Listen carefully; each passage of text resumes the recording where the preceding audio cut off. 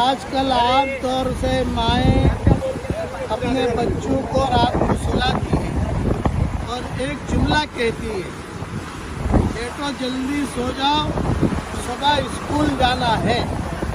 ये कहना मुनासिब नहीं है। ये कहा करो, बेटो जल्दी सो जाओ, फजर की नमाज के लिए उठना है। फजर की नमाज का जवाब कहोगे तो आपको सवाब भी मिलेगा और अल्लाह ताला बच्चों को तौफीक भी देगा।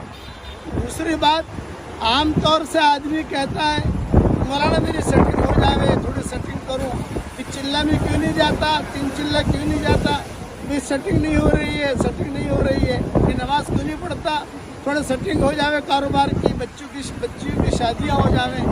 मेरे भाई सेटिंग तो ज़िंदगी भर नहीं होगी। मेरे वालिद साहब रहमतुल्लाह अलैह फरमाते थे, सेटिंग तो कब्र में जाकर होगी।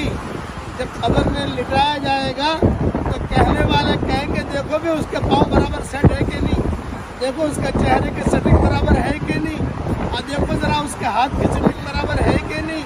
फिर जो है पत्थर रखा जाएगा और फिर जो है उस पर मिट्टी डाली जाएगी। इसलिए ये सेटिंग का जुमला न कहें, नमाज की पाबंदी कीजिए, नमाज की पाबंदी कीजिए।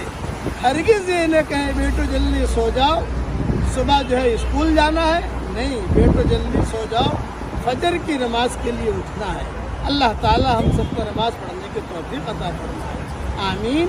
व आखिर दावाना अनिल हम्दुलिल्लाहि रब्बिल आलमीन।